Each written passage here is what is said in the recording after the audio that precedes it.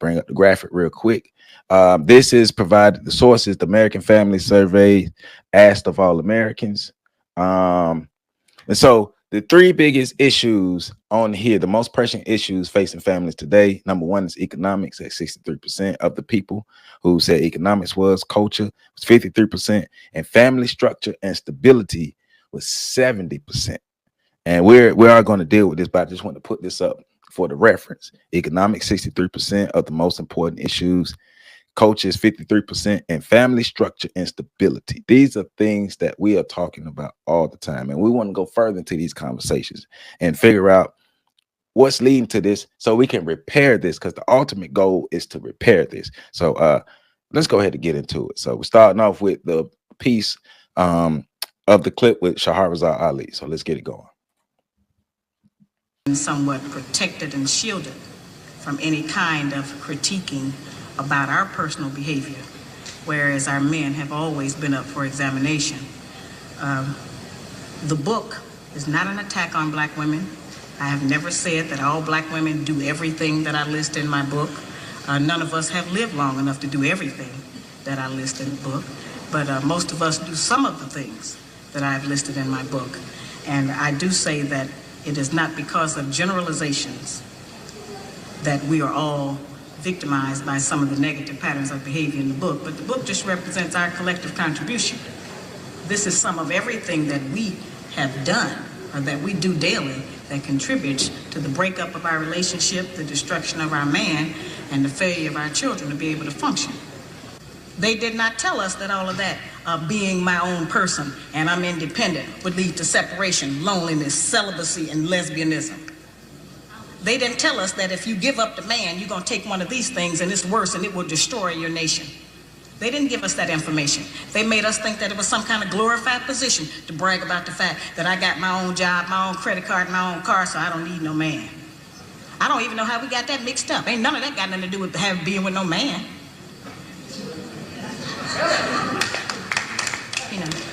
We have some serious relationship problems that nobody has been able to address us on because everybody wants to pretend that this is not going on. Over 60% of our women are single, widowed, separated, or divorced. They don't have a man.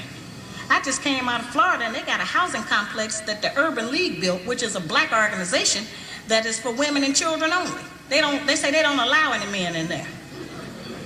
I didn't have time to deal with it, but I talked about them real bad. That's the silliest program I've ever heard of. Them women that had men if they got a bunch of children. They need fathers. They need protection.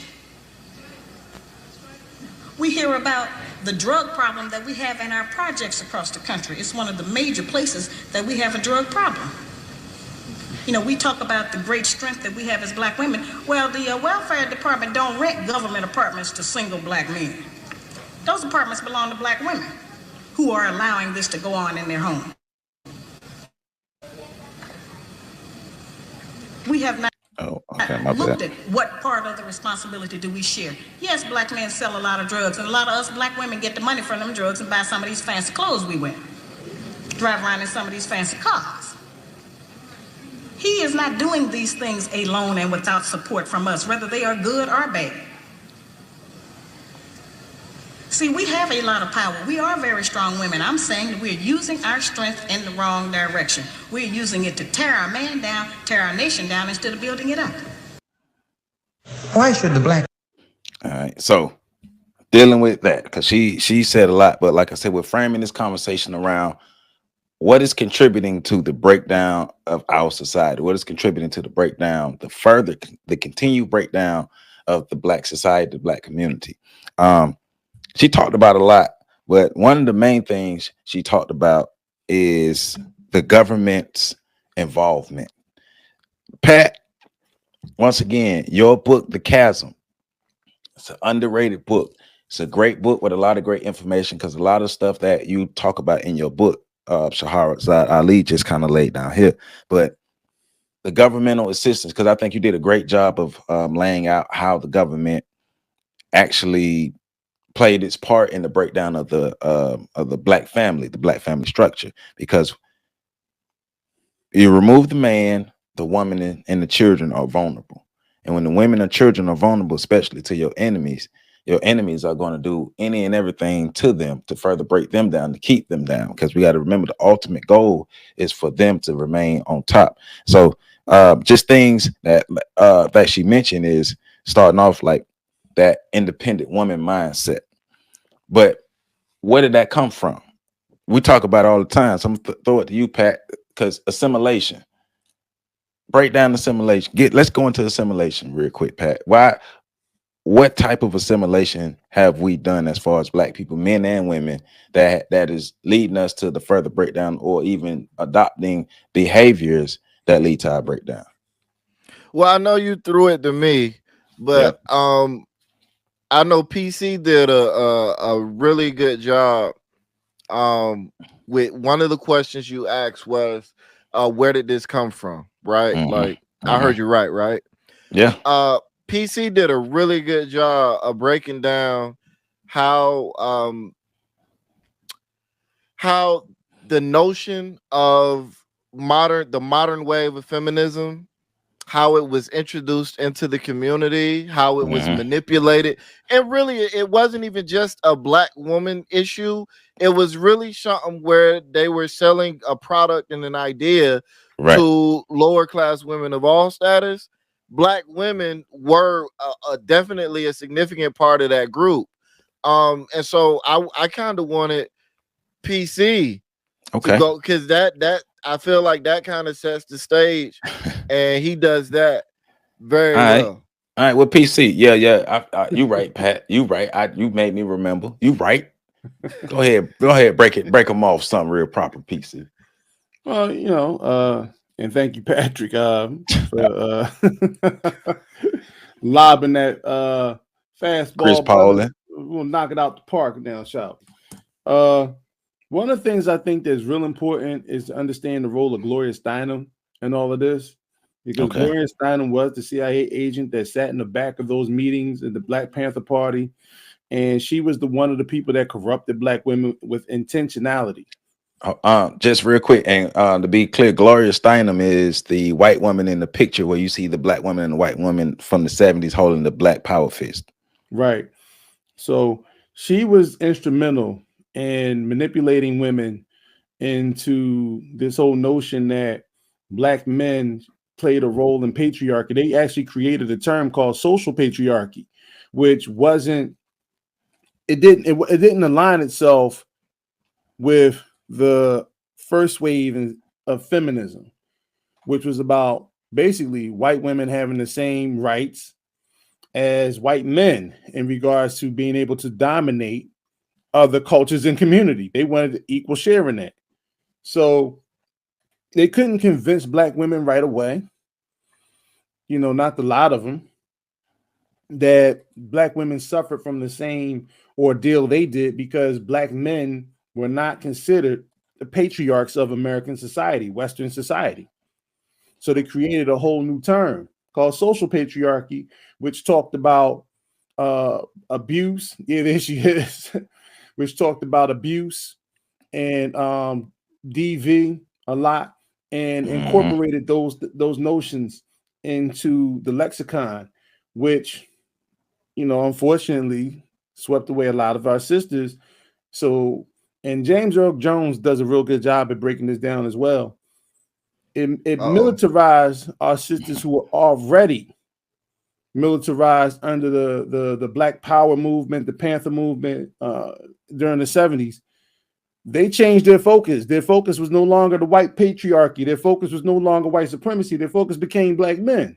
And so, when you're talking about the breakdown of family structure, you can see that along with government programs, the Great Society bills that were passed, the choice that Black women were given between choosing to find housing, substantial housing with their men, who were also being warred on with unemployment and things of that nature, not able to get a job because of discrimination and so forth.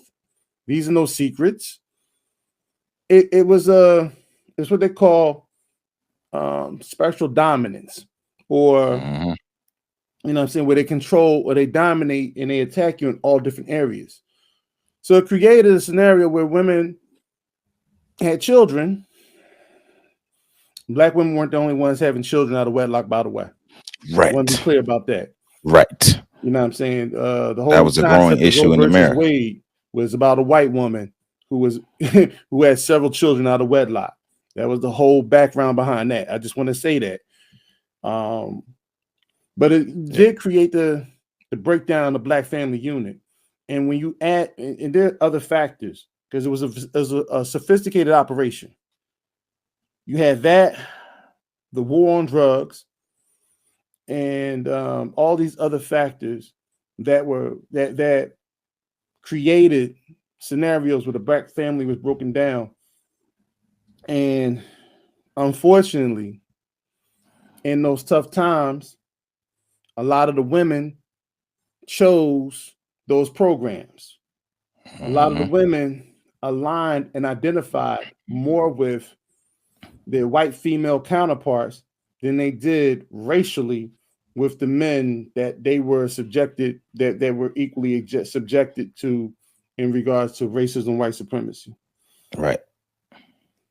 White women sold them a dream and then ran back to their men. And let's be clear, this is about order, control, but it's also about maintaining a social status of keeping Black people at the bottom of the social dynamic. Because if you can separate families, socially, economically speaking, now you done created a situation where you can double bill because men and the women don't live together anymore. So the men have to pay for their living arrangement. The women have to pay for their living arrangements. And you also create a situation where make people more dependent. So now I have leverage over you. And you have to operate in this fashion because I will apply pressure with this leverage. Right. And this is what we're breaking down is not absolving Black people from any personal responsibility, but we are giving factors that did help lead to the breakdown of our family. Because at what point, we know prior to 1965, the Black family were the model of what a family was in America, and married at the highest rate, 80%. And then through the assimilation, through the lies, through the assimilation, through the fake partnerships. That's why I love the Dr. John Henry Clark clip when he's talking about, if you look, you want a friend, damn it, look in the mirror, right? Because the idea went from family being important to independence being important. Because that's one of the things, because I had to get my notes on this one. Because one of the things that Shahrazad Ali was talking about, one of the first things she talked about is the idea of being independent, strong, independent Black women who don't need no man. She followed that up by giving up your man, right? That idea was given to Black women by white women. White women convinced Black women that, hey, you don't need your man. And then the government came in with their assistance and everything that they did to assist the Black mother, but also to put barriers in place and play in front of the Black man to make life hard for him.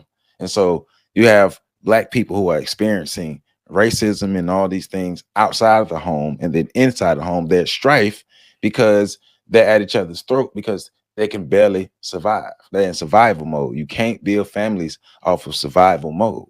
When I was reading Dr. Wilson's book for Monday, that's one of the things I was talking about, building the healthy family versus the survival family. The survival family, that is just that they're surviving, so they're subject to a lot of detriments on the outside because survival families can't truly protect themselves because You're you always constantly in crisis mode. There you go. Always in crisis mode. So you can't focus on protection. You have to focus on what you deem as the necessities, trying to get to the next day, trying to get to the next moment. Bam. So hold on, Joe. Go right ahead. there, because I want to help like clarify what you just said. Not clarify it, but say it so that a lot of people can really understand. When you're in survival mode, think of it as you have a wall, you have a dam. The dam has a lot of leaks, fissures, pressure. You have to continuously stop these leaks because the dam is poorly constructed. And because you have to continuously stop these leaks, You have to continuously, you can't sit back and focus and assess, damn, maybe we can just put a whole wall up. Maybe we can reconstruct it, because if you take your eye off the dam, it might burst and your whole town, your whole society will flood. Person functioning in survival mode already has the resources on hand to make sure they build a better dam. Yep. You know what I'm saying? So I just want to plug that in there real quick. That's good. That's good, because like I said, the idea of independence, then that leads to giving up your man, which also further leads to we can't relate to each other. So now we having issues relating, just like right now in 2023, we're having issues relating to each other, and everything is on Front Street. But Pat, you want to go ahead and jump in? No, because I wanted to harp on this concept that black women or black people have been manipulated in it, because that goes back to the propaganda piece, just tying it all in together. Because a lot of the times when we talk about how the larger dominant society has given black people certain ideas or has presented certain things that black people have run with, you always have that segment of people that say, well, can't nobody make you think nothing, or can nobody, but like, we have to address the fact that that's false. Like, we look at the current narrative running right now, which we can talk about the wage gap, right? That's one of the things to talk about, because so many people have have kind of proven that there are explainable reasons why men make more money than women, and the vast majority of them don't have anything to do with sexism. So that's just one scenario, but you still hear in the black community people championing that. Another one is when we talk about or I'm sorry, not intimate partner violence. This is something, Joe, you were in a group with me where I was talking to a young lady about this very subject. The fact that, okay, so we say nationally, right?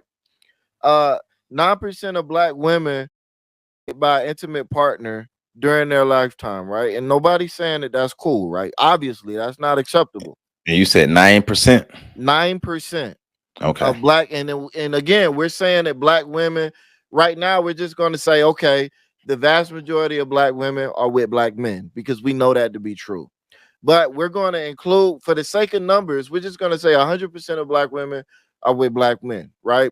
So we're saying 9% of black women, right? Okay, 10% of white women and 11% of multiracial women experience the same thing. So black women are actually at a lower clip than the other two groups of women. But whenever we talk about this, we talk about it as if black men are just running around out of all women. I'm sorry. I'm gonna have to do a real editing job, but so cook, brother, cook. No, but that's one issue. Even when we talking about, because I'm saying grape. Anyways, even when we talk about another issue, right?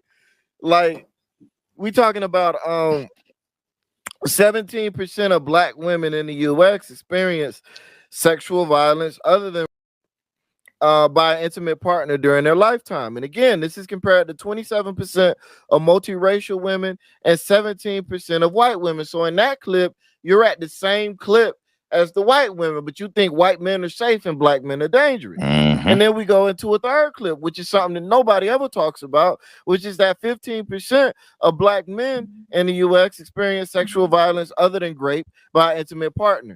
Now, 17% of black women, 15% of black men. Those numbers are very similar, but nobody accuses black women of being violent.